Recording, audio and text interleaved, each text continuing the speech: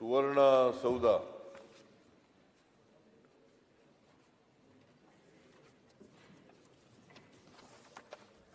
ಇವತ್ತು ಸುವರ್ಣಸೌಧದಲ್ಲಿ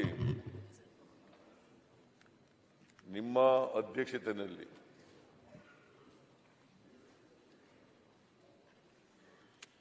ಬಸವಣ್ಣನವರ ಕಾಲದ ಅನುಭವ ಮಂಟಪ ಅದರ ತೈಲ ಚಿತ್ರವನ್ನ ಇವತ್ತು ಅನಾವರಣಗೊಂಡಿದೆ.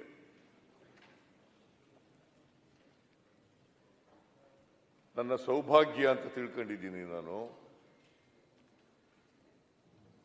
ಈ ಅನುಭವ ಮಂಟಪ ಏನು ತೈಲ ಚಿತ್ರ ಅನಾವರಣ ಆಯಿತು. ಅನಾವರಣವನ್ನ ನನ್ನ ಕೈನಿಂದ ಮಾಡಿಸಿದ್ದೀರಿ. ನಾನು ಈ ಅನುಭವ ಮಂಟಪದ ತೈಲ ಚಿತ್ರವನ್ನು ಅನಾವರಣ ಮಾಡಿರ್ತಕ್ಕಂಥದ್ದು ನನ್ನ ಸೌಭಾಗ್ಯ ಅಂತ ಭಾವಿಸ್ಕೊಂಡಿದ್ದೀನಿ. 12ನೇ ಶತಮಾನದಲ್ಲಿ ಬಸವಾದಿ ಶರಣರು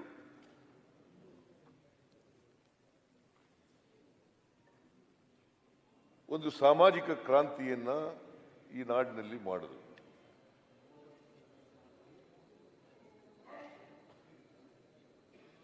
ಯಾಕೆ ಸಾಮಾಜಿಕ ಕ್ರಾಂತಿಯನ್ನು ಮಾಡಿದ್ರು? ಸಮಾಜದಲ್ಲಿ ಅಸಮಾನತೆ ಇದೆ, ಜಾತಿ ವ್ಯವಸ್ಥೆ ಇದೆ, ಸಮಾನತೆಯ ಸಮಾಜ ನಿರ್ಮಾಣ ಆಗಬೇಕು. ಅನೇಕ ಧರ್ಮಗಳಿದ್ದಾವೆ, ಜಾತಿಗಳಿದ್ದಾವೆ. ನಾವೆಲ್ಲರೂ ಕೂಡ ಮನುಷ್ಯರಾಗಿ ಬಾಳ್ತಕ್ಕಂಥ ವ್ಯವಸ್ಥೆ ಇಲ್ಲ. ಅದಕ್ಕೋಸ್ಕರ ಈ ಅಸಮಾನತೆಯನ್ನ, ನಮ್ಮ ಸಮಾಜದಲ್ಲಿರ್ತಕ್ಕಂಥ ಅಸಮಾನತೆಯನ್ನ ಹೋಗಲಾಡಿಸಿ ಒಂದು ಸಮಾಜ ನಿರ್ಮಾಣ ಆಗಬೇಕು ಅಂತಕ್ಕಂಥ ಕನಸನ್ನ ಬಸವಾದಿ ಶರಣರು ಕಂಡಿದ್ರು. ಜಾತಿ ವ್ಯವಸ್ಥೆ ಹೋಗ್ಬೇಕು, ಕರ್ಮ ಸಿದ್ಧಾಂತ ಹೋಗ್ಬೇಕು, ಮೇಲು ಕೀಳು ಅಂತಕ್ಕಂಥದ್ದು ಹೋಗ್ಬೇಕು, ಶ್ರೀಮಂತರು ಬಡವರು ಅಂತಕ್ಕಂಥದ್ದು ಹೋಗ್ಬೇಕು, ಎಲ್ರಿಗೂ ಸಮಾನ ಅವಕಾಶಗಳಿರ್ತಕ್ಕಂಥ ಒಂದು ವ್ಯವಸ್ಥೆ ಬರಬೇಕು. ಕರ್ಮ ಸಿದ್ಧಾಂತವನ್ನ ಸಂಪೂರ್ಣವಾಗಿ ಬಸವಾದಿ ಶರಣರು ತಿರಸ್ಕಾರ ಮಾಡಿ ಕರ್ಮ ಸಿದ್ಧಾಂತ. ಯಾಕಂದ್ರೆ ಈ ಕರ್ಮ ಸಿದ್ಧಾಂತ, ಮೌಢ್ಯಗಳು, ಕಂದಾಚಾರಗಳು ಇವುಗಳನ್ನ ಹುಟ್ಟಾಕಿ ಅದನ್ನ ನಂಬ್ಕೊಳ್ಳೋ ರೀತಿ ಮಾಡಿ ಜಾತಿ ವ್ಯವಸ್ಥೆ ಆಗಿರ್ತಕ್ಕಂಥದ್ದೇ,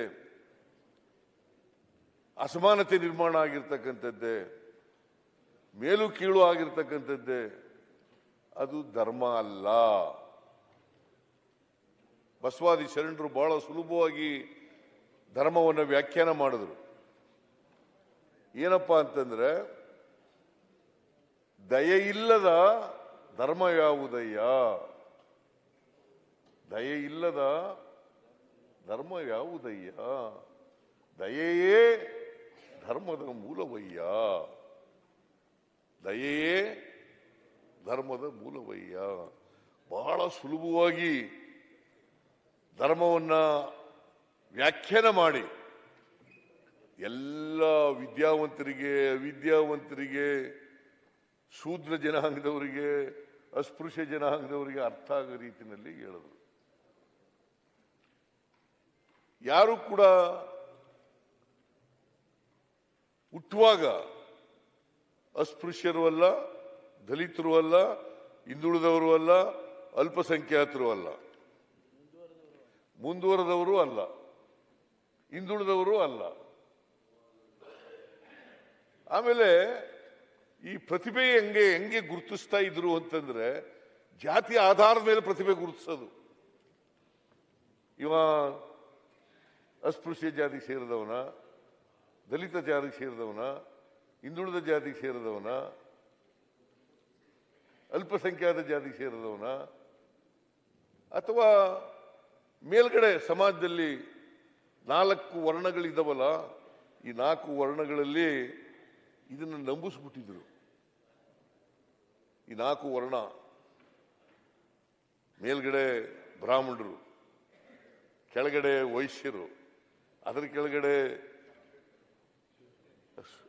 ರಾಜರು, ಅಲ್ಲ ಕ್ಷತ್ರಿಯರು, ಬ್ರಾಹ್ಮಣರು, ಕ್ಷತ್ರಿಯ, ವೈಶ್ಯ, ಶೂದ್ರ, ಪಂಚಮ, ಈ ತರ ಮಾಡಿ ಇಟ್ಬಿಟ್ಟಿದ್ರು. ಅದರಿಂದ ಈ ಪ್ರತಿಭೆ ಅನ್ನೋದಿದೆಯಲ್ಲ, ಈ ಪ್ರತಿಭೆಯನ್ನ, ಆ ವ್ಯಕ್ತಿಯ ಪ್ರತಿಭೆಯಿಂದ ಅವನ ಯೋಗ್ಯತೆಯನ್ನ ಅಳಿತಕ್ಕಂಥ ವ್ಯವಸ್ಥೆ ಇರಲಿಲ್ಲ. ಒಬ್ಬ ವ್ಯಕ್ತಿಯ ಯೋಗ್ಯತೆಯನ್ನು ಅಳಿತಕ್ಕಂಥದ್ದು, ಡಾಕ್ಟರ್ ಪರಮೇಶ್ವರ್ ಅವರ ಯೋಗ್ಯತೆಯನ್ನು ಅಳಿತಕ್ಕಂಥದ್ದು, ಸಿದ್ದರಾಮಯ್ಯನ ಯೋಗ್ಯತೆಯನ್ನು ಅಳಿತಕ್ಕಂಥದ್ದು, ಎಚ್ ಕೆ ಪಾಟೀಲ್ರ ಯೋಗ್ಯತೆಯನ್ನು ಅಳಿತಕ್ಕಂಥದ್ದು, ಮತ್ತೆ KH ಮುನಿಯಪ್ಪನವರ ಯೋಗ್ಯತೆಯನ್ನು ಅಳಿತಕ್ಕಂಥದ್ದು. ಅವ್ರು ಯಾವ ಜಾತಿನಲ್ಲಿ ಹುಟ್ಟಿದ್ದಾರೆ ಅದ್ರ ಮೇಲೆ ನಿರ್ಧಾರ ಆಯ್ತಿತ್ತು. ಅಶೋಕ ನಿನ್ಗುವೆ, ಅಶ್ವಥ್ ನಾರಾಯಣ ನಿನ್ಗುವೆ, ನಾವೆಲ್ಲ ಶೂದ್ರರು. ಯತ್ನಾಳ್ ನಿಮ್ಗುವೆ, ನೀವೆಲ್ಲ ಶೂದ್ರರು, ನಾವೆಲ್ಲ ಶೂದ್ರರು.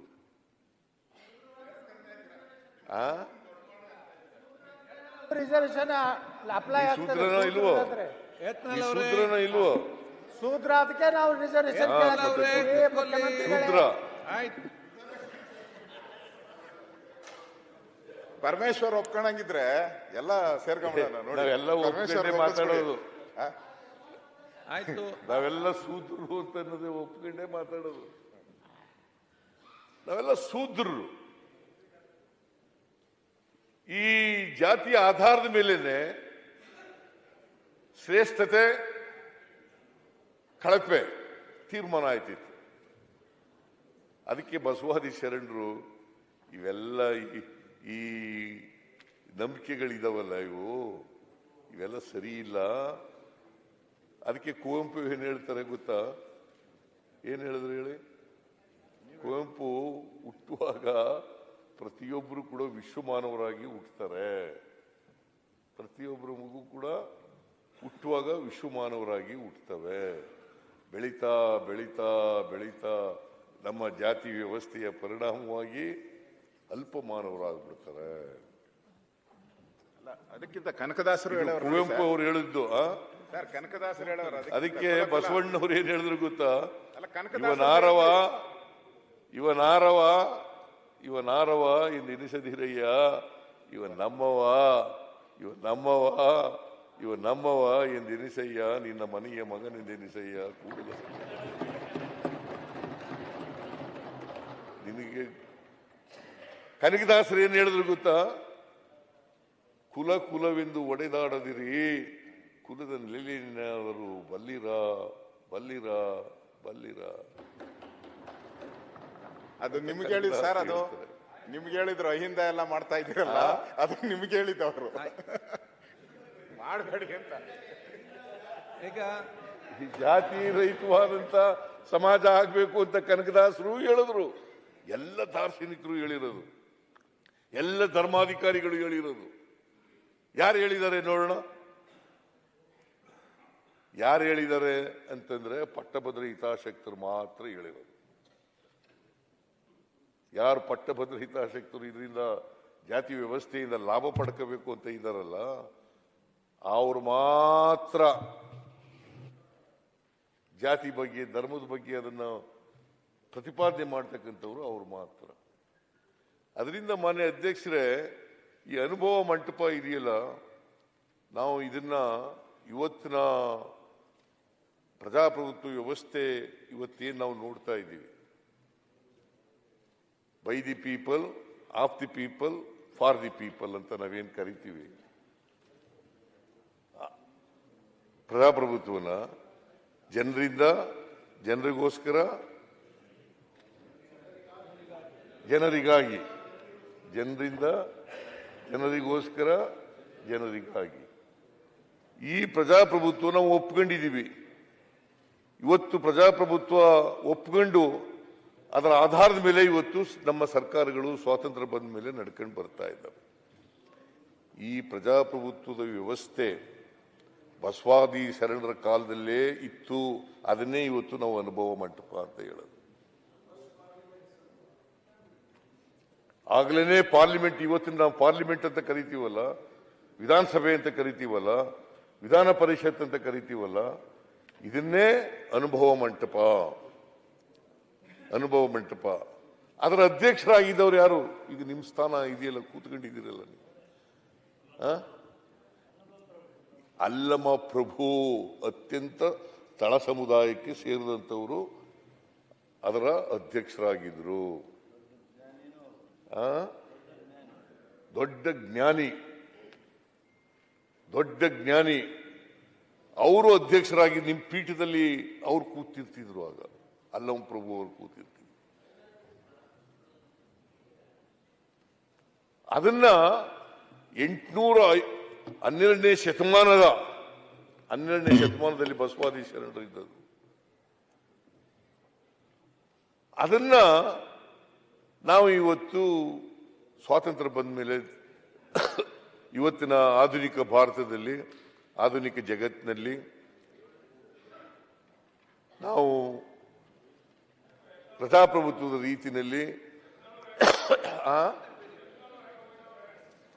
ಯತ್ನಾಳು ಪಾಪ ಅವರು ಈಗ ತೆಗೆದ್ರೆ ಅನ್ಸಿಕೆ ಚಲೋ ಆಗತ್ತೆ ಅವ್ರಿಗೆ. ಅದರಿಂದ ಮಾನ್ಯ ಅಧ್ಯಕ್ಷರೇ, ಈ ಅನುಭವ ಮಂಟಪ ಅಂತಕ್ಕಂಥದ್ದು ಇದೆಯಲ್ಲ, ಅವತ್ತಿನ ಪಾರ್ಲಿಮೆಂಟ್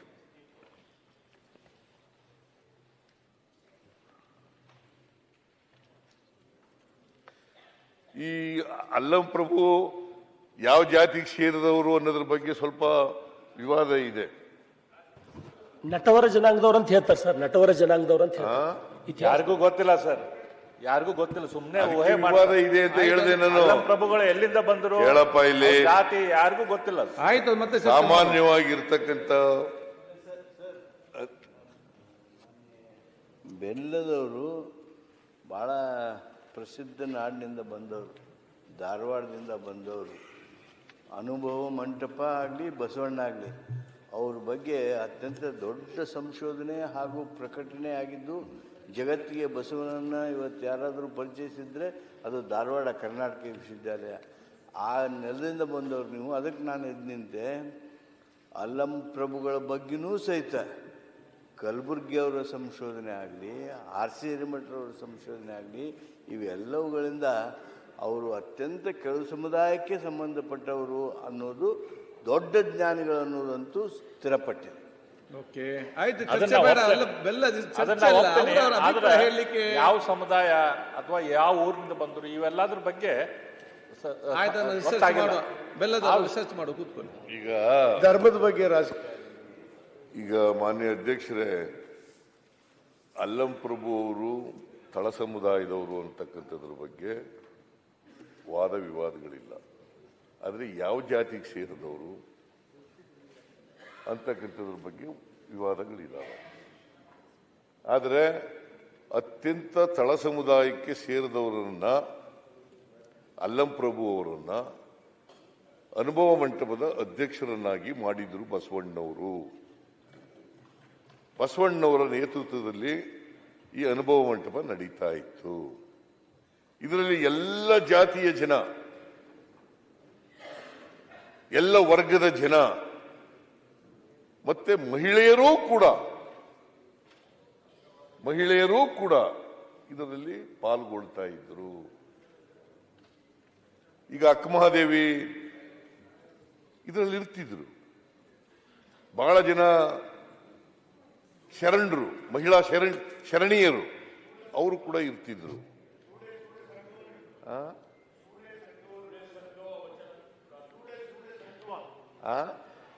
ಸಂಕವ ಅವರು ಮೆಂಬರ್ ಆಗಿದ್ರು. ಅವ್ರಷ್ಟೇ ಅಲ್ಲ, ಬಹಳ ಜನ ಹೆಣ್ಮಕ್ಳು ಇದ್ರು. ಎಕ್ಸಾಂಪಲ್ ಅಂದ್ರೆ ತೀರಾ ಇದರಿಂದ ಬಂದಂತವ್ರು. ಅದಕ್ಕೆ ಅದು ಬಹಳ ಬಹಳ ಕೆಳಗಡೆ ಸಮುದಾಯದಿಂದ ನಿರ್ಲಕ್ಷ್ಯ ಮಾಡ್ತಾ ಇದ್ದೀವಿ, ಬಂದವರೆಲ್ಲ ಅವರೆಲ್ಲ ಇದ್ರು. ಇದ್ರು ಅಂತ ಹೇಳಕ್ಕೆ. ಸೊ ಹಾಗಾಗಿ ನೀವು ಇವತ್ತು ಅದನ್ನ ಆ ಮೂಲ ಈ ವಿಧಾನಸಭೆ, ಲೋಕಸಭೆ, ವಿಧಾನ ಪರಿಷತ್ತು, ರಾಜ್ಯಸಭಾ ಸಭೆ ಇದನ್ನೆಲ್ಲ ಜ್ಞಾಪಿಸ್ತಕ್ಕಂಥ, ಸ್ಮರಿಸ್ಕೊಳ್ತಕ್ಕಂಥ ಕೆಲಸವನ್ನು ಮಾಡಿದ್ದಾರೆ. ಅದರಿಂದ ಬಸವಣ್ಣವ್ರ ಕಾಲದಲ್ಲೇ ಇತ್ತು, ಬುದ್ಧನ ಕಾಲದಲ್ಲೇ ಇತ್ತು ಅಂತಕ್ಕಂಥದ್ದು ನಾವು ಚರಿತ್ರೆಯಿಂದ ನೋಡಲಿಕ್ಕೆ ಸಾಧ್ಯ ಆಗ್ತದೆ. ಬುದ್ಧನ ಕಾಲದಲ್ಲೇ ಇತ್ತು ಅಂತಕ್ಕಂಥದ್ದನ್ನು ಕೂಡ ನಾವು ಓದಿದ್ದೀವಿ. ಬಸವಣ್ಣವ್ರ ಕಾಲದಲ್ಲೂ ಕೂಡ ಇತ್ತು ಅಂತಕ್ಕಂಥದ್ದನ್ನು ಓದಿದ್ದೀವಿ. ಎಲ್ಲರ ಅಭಿಪ್ರಾಯಗಳನ್ನ ಮನ್ನಣೆ ಕೊಡ್ತಕ್ಕಂಥ ಕೆಲಸ ನಡೀತಾ ಇತ್ತು ಅವತ್ತು. ಇವತ್ತು ನಾವೇನು ಚರ್ಚೆ ಮಾಡ್ತೀವಿ, ಎಲ್ಲ ಇಡೀ ಸಮಾಜದ ಆಗು ಹೋಗುಗಳ ಬಗ್ಗೆ ಚರ್ಚೆ ಮಾಡ್ತೀವಿ, ಅದು ಅವತ್ತೇ ಬಸವಣ್ಣವ್ರ ಕಾಲದಲ್ಲಿ ನಡೀತಾ ಇತ್ತು. ಅಂತ ನೀವು ಅನುಭವ ಮಂಟಪವನ್ನು ಇವತ್ತು ತೈಲ ಚಿತ್ರದ ಮೂಲಕ ಇಲ್ಲಿ ಅನಾವರಣ ಮಾಡಿರ್ತಕ್ಕಂಥದ್ದು ಬಹಳ ಸೂಕ್ತ ಅನಿಸ್ತದೆ. ನೀವು ಈ ವಿಧಾನಸೌಧದಲ್ಲಿ, ಅಲ್ಲಿ ಬೆಂಗಳೂರಿನಲ್ಲೂ ಕೂಡ ಇಡಬೇಕು, ವಿಧಾನ ಪರಿಷತ್ನಲ್ಲಿ ಇದೆ, ಚಿಕ್ಕದಾಗಿದೆ, ಬೆಂಗಳೂರಿನಲ್ಲೂ ಕೂಡ ಇಡಬೇಕು, ಇಲ್ಲೂ ಕೂಡ ಆಗಬೇಕು. ಯಾಕಂದ್ರೆ ಇದನ್ನ ನಮಗೆ ನಮ್ಮ ಸಮಾಜ ಅರ್ಥ ಮಾಡ್ಕೋಬೇಕು. ಅದಕ್ಕೆ ಅಂಬೇಡ್ಕರ್ ಏನು ಹೇಳಿದ್ರು ಅಂತಂದ್ರೆ, ಯಾರಿಗೆ ಚರಿತ್ರೆ, ಇತಿಹಾಸ ಗೊತ್ತಿರಲ್ಲ ಅವ್ರು ಯಾರು ಕೂಡ ಭವಿಷ್ಯ ನಿರ್ಮಾಣ ಮಾಡಲಿಕ್ಕೆ ಸಾಧ್ಯ ಇಲ್ಲ. ಇತಿಹಾಸ ಗೊತ್ತಿದ್ರು ಮಾತ್ರ ಭವಿಷ್ಯ ನಿರ್ಮಾಣ ಮಾಡಲಿಕ್ಕೆ ಸಾಧ್ಯ ಆಗ್ತದೆ. ಪ್ರತಿಯೊಬ್ಬರು ಕೂಡ ಇತಿಹಾಸವನ್ನ ಅರ್ಥ ಮಾಡ್ಕೋಬೇಕಾಗ್ತದೆ. ನಾವು ಏನಾಗಿದ್ದೋ, ಏನಾಗಬೇಕು ಅಂತ ಅನ್ಕೊಂಡಿದ್ದೋ, ಏನಾಗಿದ್ದೀವಿ ಈಗ, ಏನಾಗಿದ್ದೋ, ಏನಾಗಬೇಕಾಗಿತ್ತು, ಏನಾಗಿದ್ದೀವಿ ಈಗ, ಮುಂದೆ ಏನಾಗಬೇಕು, ಅದ್ರ ಬಗ್ಗೆ ನಾವು ಚರ್ಚೆ ಮಾಡ್ತಕ್ಕಂಥದ್ದು ಅತ್ಯಂತ ಅವಶ್ಯ. ಅದಕ್ಕೆ ಬಸವಣ್ಣವ್ರ ಕಾಲದಲ್ಲಿ ಮಹಿಳೆಯರಿಗೂ ಕೂಡ ಸಮಾನ ಅವಕಾಶಗಳನ್ನು ಕೊಡ್ತಕ್ಕಂಥ ಕೆಲಸ ಆಯಿತು. ಮಹಿಳೆಯರು ಅವರು ಕೂಡ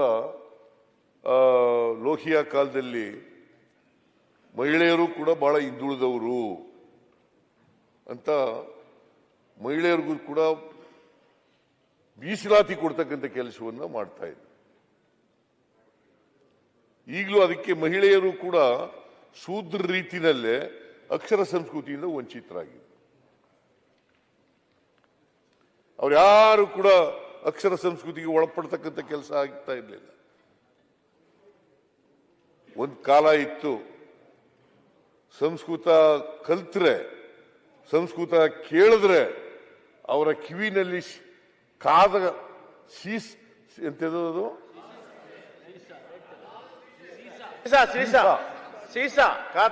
ಅದು ಸುರಿಬೇಕು ಅಂತ ಹೇಳ್ತಾ ಇದ್ರು. ಸಂಸ್ಕೃತ ಕಲ್ತ್ರೆ, ಸಂಸ್ಕೃತ ಕೇಳಿದ್ರೆ ಕಲಿಬೇಕ. ಅದಕ್ಕೆ ಬಸವಾದಿ ಶರಣರು ಇದಾರಲ್ಲ, ನೀವು ಕನ್ನಡ ಸಾಹಿತ್ಯದಲ್ಲಿ ವಚನ ಸಾಹಿತ್ಯ ಮತ್ತು ದಾಸ ಸಾಹಿತ್ಯ ಎರಡು ಬಹಳ ಮುಖ್ಯವಾದವು. ದಾಸ ಸಾಹಿತ್ಯದ ಮೂಲಕ, ವಚನ ಸಾಹಿತ್ಯದ ಮೂಲಕ ಜನರಿಗೆ ಧರ್ಮವನ್ನ, ಧರ್ಮ ಪ್ರಚಾರವನ್ನ ತಿಳಿಸ್ತಕ್ಕಂಥ ಪ್ರಯತ್ನವನ್ನು ಮಾಡಿದ್ರು. ನಮ್ಮ ಬದುಕನ್ನ ಜನರಿಗೆ ತಿಳಿಸ್ತಕ್ಕಂಥ ಕೆಲಸವನ್ನು ಮಾಡಿದ್ರು. ಅದಕ್ಕೆ ಬುದ್ಧನಿಂದ ಹಿಡಿದು, ಆಮೇಲೆ ಬಸವಣ್ಣವರಿಂದ ಹಿಡಿದು, ಅಂಬೇಡ್ಕರಿಂದ ಹಿಡಿದು, ಗಾಂಧೀಜಿಯವರಿಂದ ಹಿಡಿದು ಇವರೆಲ್ಲರೂ ಕೂಡ ಸಮಾಜದಲ್ಲಿ ಸಮ ಸಮಾಜವನ್ನ ನಿರ್ಮಾಣ ಮಾಡಬೇಕು ಅಂತಕ್ಕಂಥ ಕನಸನ್ನ ಕಂಡಿದ್ರು. ಮತ್ತೆ ನಾವೆಲ್ಲರೂ ಕೂಡ ಮನುಷ್ಯರಾಗಿ ಬಾಳಬೇಕು. ನಮ್ಮ ಜಾತಿ ವ್ಯವಸ್ಥೆ ಎಷ್ಟು ಗಟ್ಟಿಯಾಗಿದೆ ಅಂತಂದ್ರೆ, ಅದಕ್ಕೆ ಲೋಕಿ ಅವರು ಹೇಳ್ತಾ ಇದ್ರು, ನಮ್ಮ ಜಾತಿ ವ್ಯವಸ್ಥೆಗೆ ಚಲನೆ ಇಲ್ಲ, ಚಲನೆ ಇಲ್ಲ, ಚಲನೆ ರಹಿತವಾದಂಥ ಸಮಾಜ ನಮ್ದು. ನಮ್ಮ ಜಾತಿ ವ್ಯವಸ್ಥೆಗೆ ಚಲನೆ ಸಿಕ್ಕಿದಾಗ ಮಾತ್ರ ಬದಲಾವಣೆ ಆಗಲಿಕ್ಕೆ ಸಾಧ್ಯ ಆಗ್ತದೆ, ಇಲ್ಲದೆ ಹೋದ್ರೆ ಕಷ್ಟ ಆಗ್ತದೆ. ಅದಕ್ಕೆ ನೋಡಿ, ಎಷ್ಟು ವರ್ಷಗಳ ಹಿಂದೆ ಬುದ್ಧ 2500 ವರ್ಷಗಳ ಹಿಂದೆ 12ನೇ ಶತಮಾನದಲ್ಲಿ ಬಸವಾದಿ ಶರಣರು, ಆಮೇಲೆ ಅಂಬೇಡ್ಕರ್ ಅವರು ಜಾತಿ ವ್ಯವಸ್ಥೆ ಹೋಗ್ಬೇಕು. ಕಾರಣ ಯಾಕೆ ಹೋಗ್ಲಿಲ್ಲ ಅಂತಂದ್ರೆ, ನಮ್ಮಲ್ಲಿ ಚಲನರಹಿತವಾದಂಥ ಸಾಮಾಜಿಕ ವ್ಯವಸ್ಥೆ ಇದೆ. ಚಲನ ಸಿಕ್ಕಿದಾಗ ಮಾತ್ರ ಅದು ಬದಲಾವಣೆ ಆಗಲಿಕ್ಕೆ ಸಾಧ್ಯ ಆಗ್ತದೆ. ಆರ್ಥಿಕ ಚಲನೆ, ಸಾಮಾಜಿಕ ಚಲನೆ ಸಿಕ್ಕಿದಾಗ ಮಾತ್ರ ಬದಲಾವಣೆ ಆಗಲಿಕ್ಕೆ ಸಾಧ್ಯ ಆಗ್ತದೆ. ನಾನು ಯಾವಾಗಲೂ ಒಂದೊಂದು ಸಾರಿ ಹೇಳ್ತಾ ಇರ್ತೀನಿ, ಮಾನ್ಯ ಅಧ್ಯಕ್ಷರೇ, ನಾನು ಸಣ್ಣ ಹುಡುಗ ಆಗಿದ್ದಾಗ ಈ ಶೇದ ಬಾವಿಗಳಿರ್ತಿದ್ದ ನಮ್ಮ ಹಳ್ಳಿಗಳಲ್ಲಿ, ಇಲ್ಲೂ ಕೂಡ ಪಟ್ಟಣಗಳಲ್ಲಿ ಕೂಡ ಇರ್ತಿದೆ. ಈಗೆಲ್ಲ ಬದಲಾವಣೆ ಆಗ್ಬಿಟ್ಟಿದ್ದಾವೆ. ನೀರು ಸೇದ್ಲಿಕ್ಕೆ ಹೋಗ್ತಿದ್ದೆ ನಾನು, ದನ ಕರುಗಳಿಗೆ ನೀರು ಕುಡಿಸ್ಲಿಕ್ಕೆ. ಮತ್ತೆ ಮನೆಗೆ ನಾವೆಲ್ಲ ಆಗ ಹಳ್ಳಿನಲ್ಲಿ ಈ ನೀರು ಸ್ನಾನ ಮಾಡಬೇಕಾದ್ರೆ ನೀರು ನಾವೇ ತಗೊಬಂದು ತುಂಬ್ಕೊಂಡಿರ್ತಿದ್ದೆವು. ಕಡಾಯಿ ಅಂತ ಇರ್ತಿತ್ತು, ಅದ್ರಲ್ಲಿ ತುಂಬಿಸ್ಕೊತಿದ್ದವು.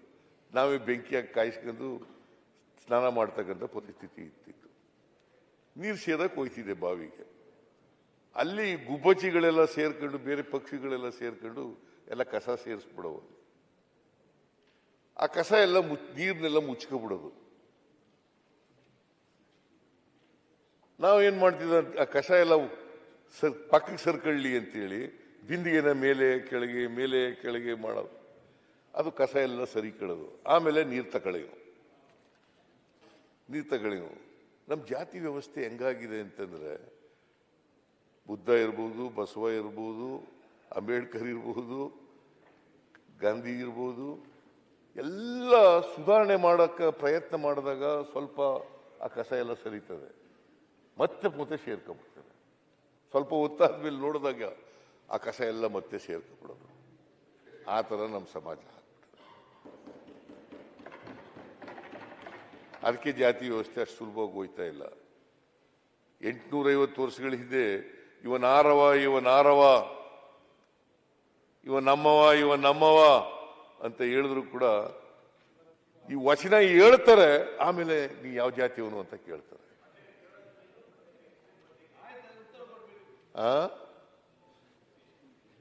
ವಚನ ಹೇಳೋದು, ಆಮೇಲೆ ಜಾತಿ ಕೇಳೋದು. ಆಮೇಲೆ ಬಹಳ ಜನ ಈ ಬಸವಾದಿ ಶರಣರು ಕಂದಾಚಾರ ತಿರಸ್ಕಾರ ಮಾಡಿದ್ರು. ಎಂಥದ್ದು ಕರ್ಮ ಸಿದ್ಧಾಂತವನ್ನ ತಿರಸ್ಕಾರ ಮಾಡಿದ್ರು. ನೀನ್ ಯಾಕಪ್ಪ ಇವತ್ತು ಬಟ್ಟೆ ಇಲ್ಲ, ಊಟಕ್ಕಿಲ್ಲ, ಮನೆ ಇಲ್ಲ, ವಿದ್ಯಾಭ್ಯಾಸ ಇಲ್ಲ ಅಂತಂದ್ರೆ, ನಾನು ಹಿಂದೆ ಪಾಪದ ಕೆಲಸ ಮಾಡಿಬಿಟ್ಟು ಕರ್ಮ ಮಾಡಿಬಿಟ್ಟಿದ್ದೆ, ಅದಕ್ಕೆ ಈ ಜನ್ಮದಲ್ಲಿ ಹಿಂಗೆ ಹುಟ್ಟುಬಿಟ್ಟಿದ್ದೀನಿ ಅಂತ ಇದನ್ನ ನಂಬ್ಕೊಳಕ್ ಮಾಡಿಬಿಟ್ರು. ಕರ್ಮ ಸಿದ್ಧಾಂತನ ಬಸವಾದಿ ಶರಣರು ತಿರಸ್ಕಾರ ಮಾಡಿದ್ರು. ಆದರೆ ಇವತ್ತು ವಿದ್ಯಾವಂತರಾದವರು ಕೂಡ ನೀನ್ ಯಾಕಪ್ಪ ಹಿಂಗ ಇದ್ದೀಯಾ, ನಮ್ಮ ಹಿಂದಿನ ಜನ್ಮದ ಪಾಪದ ಕೆಲಸ ಮಾಡ್ಬಿಟ್ಟಿದೆ, ಕರ್ಮ ಮಾಡ್ಬಿಟ್ಟಿದೆ, ಅದಕ್ಕೆ ಹಿಂಗೆ ಈಗ ಹುಟ್ಟುಬಿಟ್ಟಿದ್ದೀನಿ ಈಗ.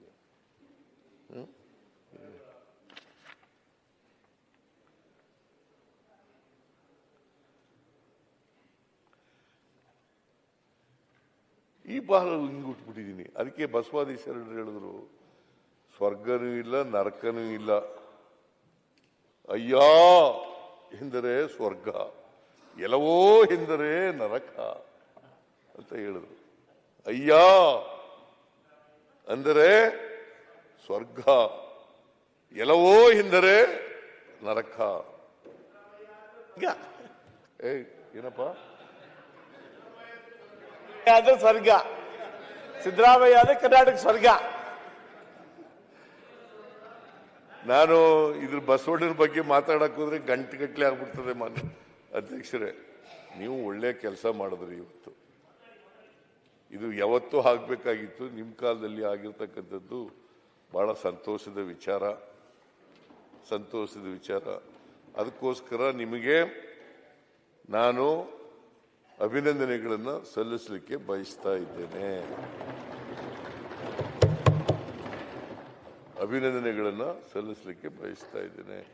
ಬಹುಶಃ ಎಲ್ಲರೂ ಕೂಡ